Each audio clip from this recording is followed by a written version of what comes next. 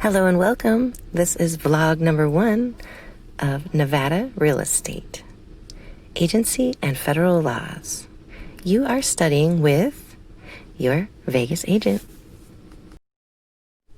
Hello everyone, my name is Mary and I am studying for my Nevada Real Estate license, and so I thought I would compile some of my audio of the materials I used to help myself memorize all of the vocabulary, test questions, and everything else. So I hope you find this useful. This is vlog number 1 of Study with your new Las Vegas agent. Thanks for watching. All of the following are fiduciaries except the trustee, the guardian, the receiver, or the principal. Number 2, the broker's responsibility in presenting to the seller a written offer to purchase include all of the following except for presenting all offers as rapidly as they are received, presenting only the offers that are within the asking price, making known the ramifications and practical effects of an offer, or making known to the seller all written offers before the seller accepts one. Answer: presenting only the offers that are within the asking price. The broker should always bring all offers to the seller and not just the ones he seems fit. Number 3, an attorney in fact, in executing the powers given her under the provisions of a general power of attorney, usually has the right to do all of the following except encumber the principal's real property with the attorney in fact as beneficiary, sign the principal's name, record the power of attorney in the county where the principal's real property is located, or collect money for the principal. Answer: encumbering the principal's real property with the attorney in fact as beneficiary. That's actually a violation of their fiduciary duties, and so that is not allowed. Number 4, a real estate broker may recover a commission in all of the following cases except charging a 13% commission on raw land, failure to give the owner a copy of the listing at the time it is listed, charging more than 6% commission on residential land, or while holding an inactive license. Of course, while holding an inactive license is a violation of the broker's agreement to practice, and so that one would not be allowed. A licensee who holds a bona fide option to buy a real property is all of the following with respect to the real property owner, except a prospective buyer, an optionee, an agent, or a principal agent. Number 6, an agency has been breached. The court may declare the remedy to be any of the following except forfeiture, specific performance, damages, or rescission. It's rescission. Number 7, all of the following describe a fiduciary relationship except property manager to owner, listing broker to seller, truster to beneficiary, or lawyer to client. Truster to beneficiary is the answer. Number 8, if a salesperson uses undue influence in a real estate transaction, all of the following would be true except that the contract would be voidable, the broker of the salesperson would lose her license, his license could be subject to revocation, or his license could be subject to suspension. The answer: the broker of the salesperson would lose her license. Meaning the broker would not really lose their license, all the other would be true. Number 9, all of the following describe a fiduciary relationship except for attorney in fact to principal, attorney to client, mortgager to mortgagee, or agent to seller. Mortgager to mortgagee. That's not a fiduciary relationship. It's just a business relationship. Number 10. What is the appropriate remedy for a buyer against a seller who wrongfully refuses to pay an earned commission? File an attachment, file a lawsuit, file a lien against the real property, or file a lis pendens. The answer is just file a lawsuit for your commission. Number 11. All of the following terminate a listing except for death of the owner, mental disability of the listing salesperson, fire destroying the listed real property, or insolvency of the listing broker. The answer would be mental disability of the listing salesperson. That does not terminate the sale. Number 12. After showing a listed real property to a prospect, the broker with an exclusive agency listing to protect his commission should wait until the prospect makes a deal with the seller, send an office memo to the prospective buyer, notify the seller of the prospect's identity, or make a record of it in the broker's file. To get your commission, you would notify the seller of the prospector's identity. That way, if they do purchase, then you get commission because the seller already knows you referred that person. Number 13. A listing broker can do which of the following within written approval of the seller? Buy the real property directly from the seller or client, then resell it immediately to a buyer for a higher price. Have a friend buy the real property directly from the seller or client and resell it immediately to a buyer and split the profit with the friend. Quote a price considerably lower than specified by the listing, or encourage a buyer to submit a written offer even if it doesn't match the asking price. Of course, the listing broker or listing agent can encourage a buyer to submit a written offer even if it's not the exact price, because who knows, the seller may agree to that, and then you just incurred a sale. Number 14. Which is true concerning the printed words in a listing contract? If handwritten items are added, signatures must be acknowledged before a notary public. Nothing may be added to the printed form except in those spaces that provide for such additions.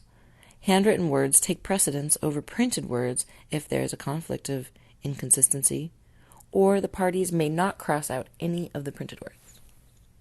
Which is true is the handwritten words take precedence over printed words if there is a conflict or inconsistency. Number 15. If fire destroys a home after the contract of sale is signed by both parties but prior to closing, all of the following are true under the Uniform Vendors and Purchasers Risk Act, except for responsibility generally passes to the buyer on closing or occupancy, whichever occurs first. The buyer assumes responsibility on signing the sales contract. The seller bears the risk of loss if it is in possession and holding legal title at the time of the loss, or the party in possession generally bears the risk of loss. The answer is the buyer assumes responsibility on signing the sales contract, meaning all the other situations are true except for that. It's a tricky question, so it's worded a certain way, so I thought I should explain the answer. Number 16, a buyer makes a written offer to purchase a seller's real property, stating the offer is good until Tuesday, which is true. If the buyer wishes to withdraw an offer, the withdrawal must be in writing. The buyer cannot withdraw her offer until Tuesday. The buyer can revoke her offer on Monday, even though the seller has not been given a chance to decide, or the seller can create a contract by accepting the offer on Wednesday. Which is true is the buyer can revoke her offer on Monday, even though the seller has not been given a chance to decide. Basically, that's the only time a offer can be revoked, is if the seller hasn't accepted it, without losing their earnest money, of course. Number 17, which of the following is permitted under the Federal Fair Housing Act? Charging a higher interest rate on a loan by savings and loan on the grounds that the loan applicant intends to rent part of the subject real property to members of a certain minority group. Advertising real property for sale only in publications primarily aimed at a particular ethnic group and using models only of that same ethnic group.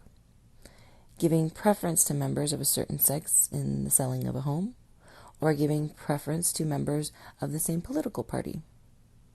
That one is true. Giving preference to members of the same political party is not a violation of the Fair Housing Act, mainly because political parties are not a protected group. 18. Understanding the relationship between the principal, salesperson, and broker is critical in all aspects of real estate. Which of the following statements most accurately describes this relationship? Both broker and salesperson always owe responsibility to any principal at any time. Both broker and salesperson always owe the principal only fiduciary responsibilities corresponding with the given transaction. The broker only owes the client responsibility while the salesperson assigned to the principal owes representation. Or a salesperson only owes the principal responsibility while the broker owes the principal both responsibility as well as representation. What a mouthful. So the answer is both broker and salesperson always owe the principal only fiduciary responsibility corresponding with the given transaction.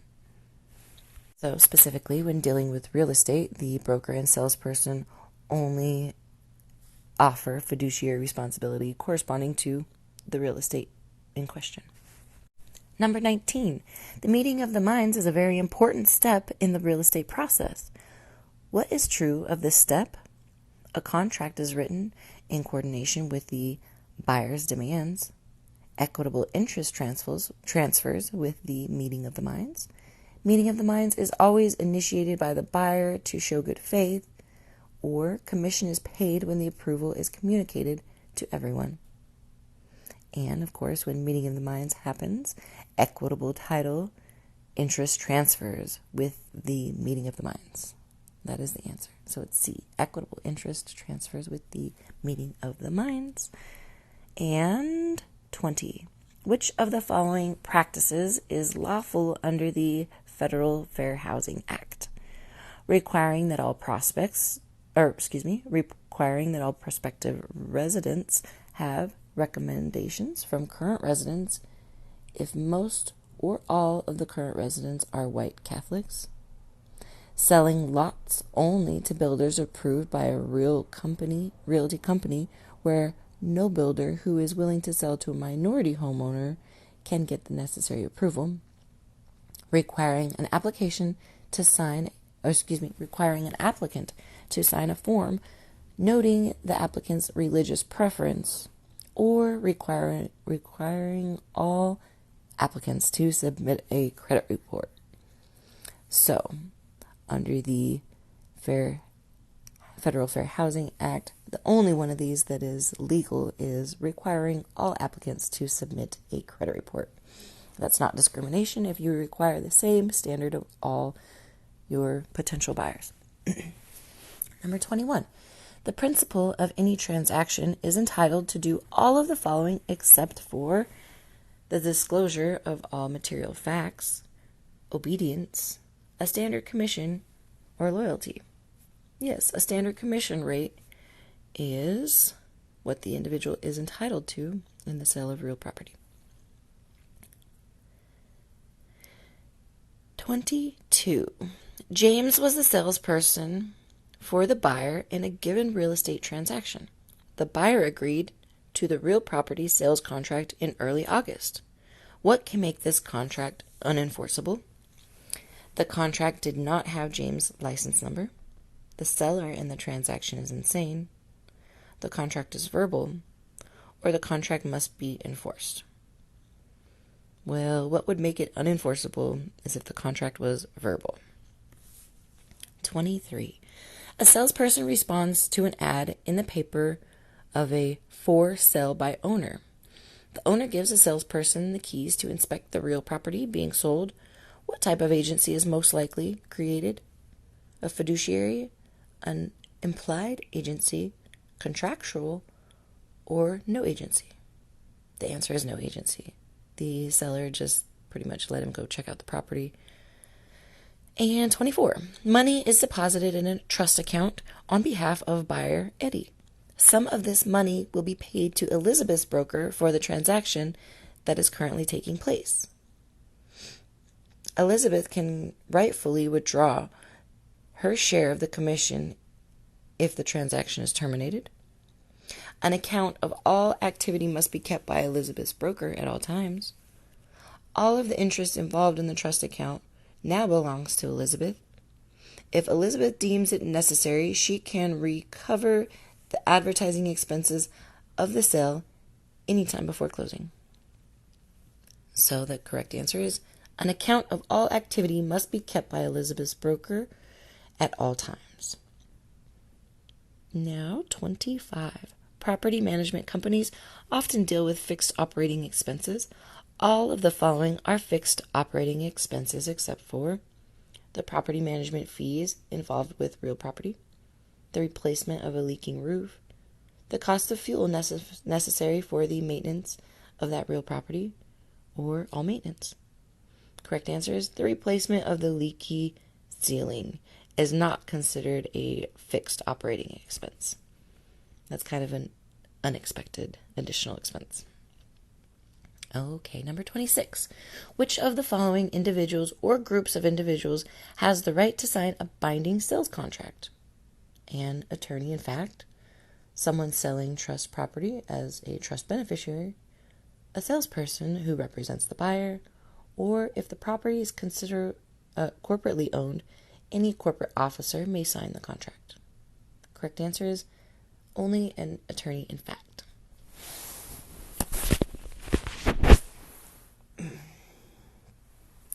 (27) The most important trait of an option is that it falls within the right of the buyer to buy the real property within a certain time frame from the seller. Which of the following is not another trait? The optioner is the seller and the optionee is the buyer. The seller cannot force the option. The buyer usually pays a fee for this right, or it is a bilateral contract between two parties. And that's correct. It is a bilateral contract between two parties. That is not another trait. So, trick question. 28.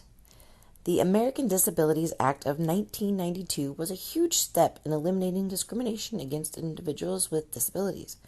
The act stated that all of the following, except after the act, not all private buildings must be accessible for people with disabilities.